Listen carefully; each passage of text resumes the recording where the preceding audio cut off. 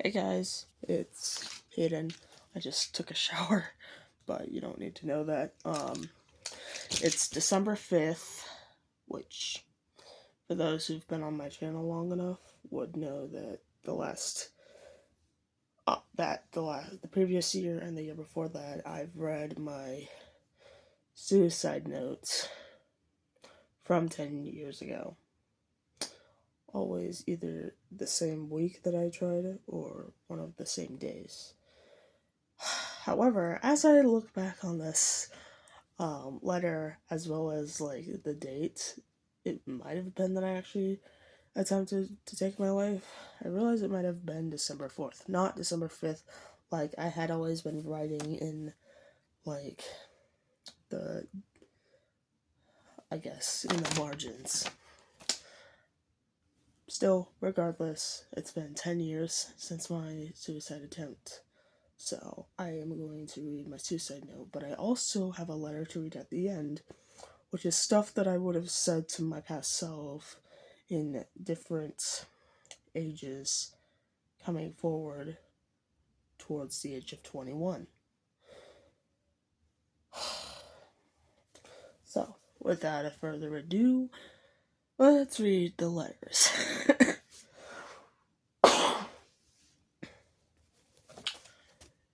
December 4th, 2014.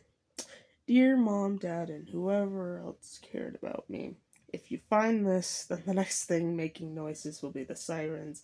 After finding out your little girl, Hannah Rue Voss, is gone, dead, you will see some big words I found in a dictionary that I got in the 3rd grade that I've studied to describe how I felt for a while, as well as the monster you call your son.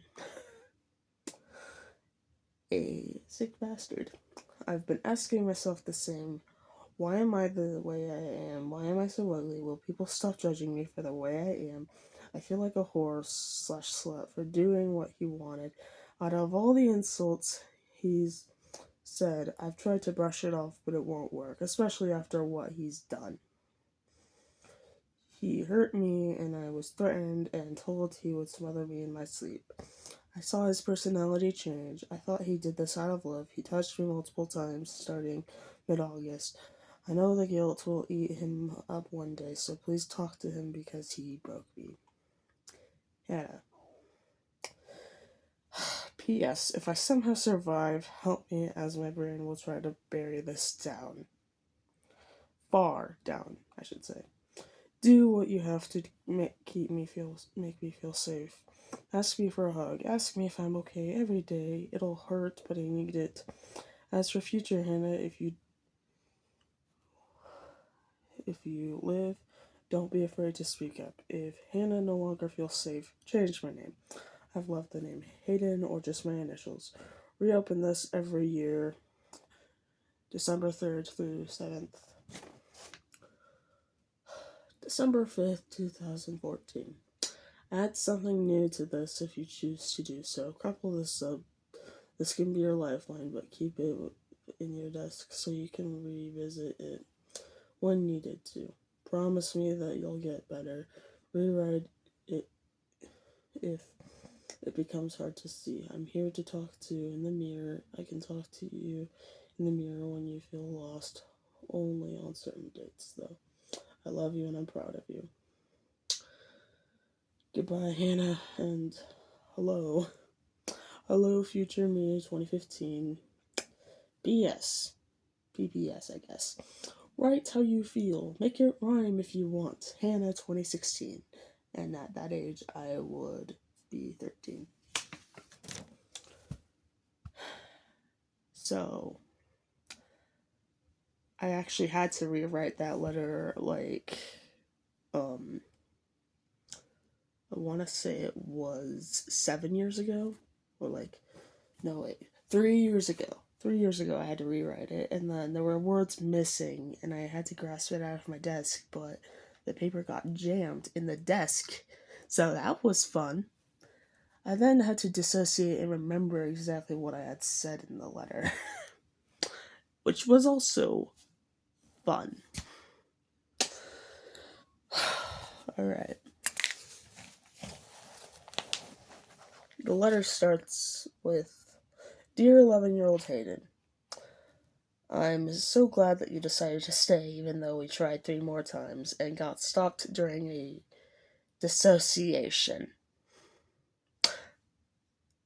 Before I continue to read, the dissociation was that I was driving with my friends around, or at least I thought one of them was my friend. Turns out that person would ruin my life a few days later. Anyways, I started walking onto an open street because I just was completely out of it. I got stopped by one of my friends, and then that was all that happened. Anyways, continuing. The world might not know how strong we are, but at least I can see the not-so-little girl who fought for her life and for the justice we deserved. I know you'd be proud of the man we were becoming today. December 5th, 2024.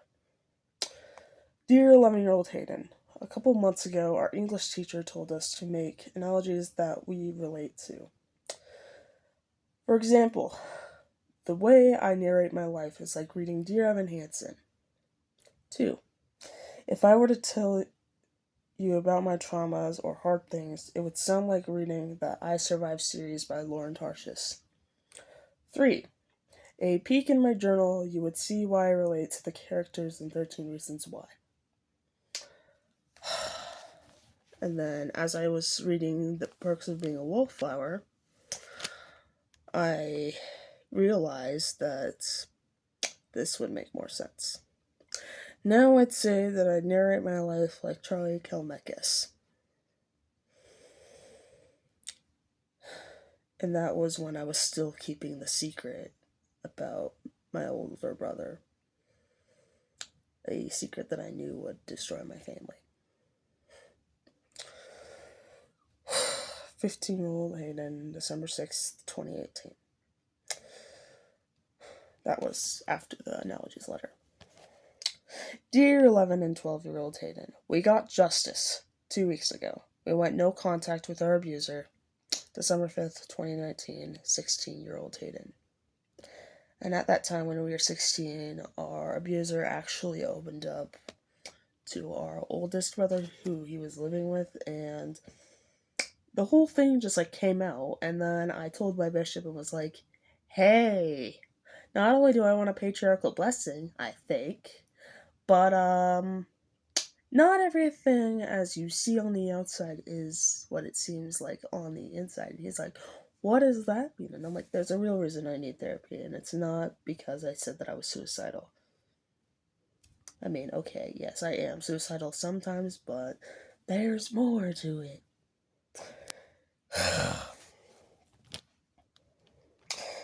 Dear 13-year-old me, we've written over 50 poems that we can recall, but some of them have been destroyed while the parents were selling our childhood home. We might never let them live that down. We filmed one last video in our old room, but it was taken down because we didn't know how TikTok worked. Just know we waved goodbye to the carpet where we laid for 3 minutes in confusion after our attempt. 17-year-old Hayden, December 5th, 2020. Dear 14-year-old Hayden, this would be the most recent one. Well, second most recent. The TV glowing brighter is a reference to a movie that comes out in 2024, assuming the world isn't covered in cow shit by then. Also, you might understand B sibling better now. B sibling is our second oldest brother that we have chose to remain unnamed in this video. You may be able to understand B sibling better now that you have identity issues. Yeah, we found out we had identity issues at 14. We thought it was just because we were trying to be a supportive sibling to B sibling, but then we found out, there was also some inner turmoil. It was also around the time we discovered that we were gender fluid at first. Where does it say that? 21-year-old Hayden, November 2nd, 2024. That was around the same time that I saw the TV glow came out. And now the most recent update. Dear 15-year-old Hayden, although you've been feeling alone and the world is against you, remember, it'll get worse. And if you don't believe me, well, we went another 6 months unemployed, and we were our best friends' transportation. This might be the last update for a while. In the meantime, we will make our past self proud by crossing boxes on a bucket list, writing down important dates of when we accomplished something. Just know that I am proud of you. 20-year-old Hayden, 11/16 to 2023. And as you can see, I did not write any of these in order because I was just writing down what my brain felt comfortable talking about in the moment when I was writing all of this down.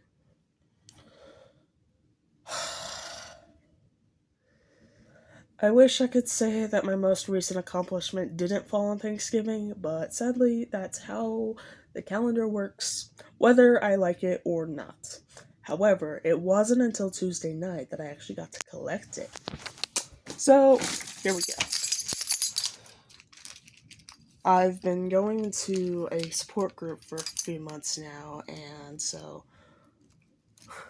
first it was 9 months clean from self-harm.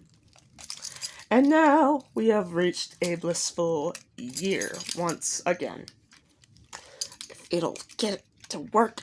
Huh.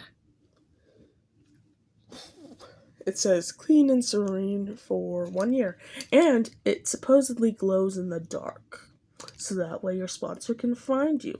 That's what they say in NA, at least. But yeah, we made it to 1 year without hurting ourselves. And now we're thinking we might possibly get sober from something that actually turns out to be more of a regulatory stim. What? I don't understand it. It's basically where we, hit ourselves with our fist when we're frustrated or mess up in front of the ones we love. We haven't been doing that for a month because, shit's been difficult, and why make it more difficult by doing a regulatory stim? I still don't understand how it's a regulatory stim, but oh well. But yeah, we have read both letters, and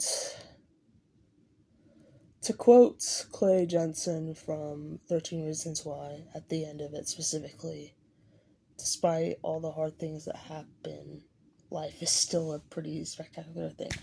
I know he said life is a pretty spectacular thing. I just sort of forgot the other words he says along with it. But, I mean, anyone could look it up. I do agree with that quote, even though it took me a few years. Oh, okay, more than a few years to say that. I will say it took me a few years to say that I'm glad I chose to stay alive. And I'm grateful for myself for that. It took me a few years because I was going through so much and I was already planning my next attempt after that one. But I, again, still scared of how the world works, just never acted upon my suicidality. Not until I was in high school. And then at that point, I just sort of stopped caring. I do care now, though. I mean,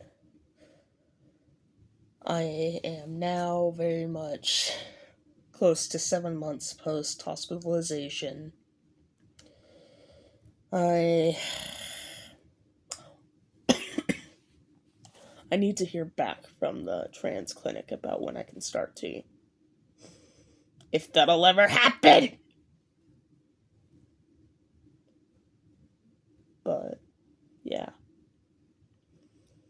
I guess it's safe to say that in the end, 11-year-old Hayden got what he always wanted, and it was to feel like they belonged in this world.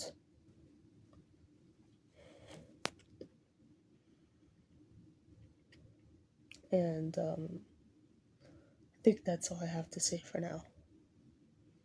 Bye, guys.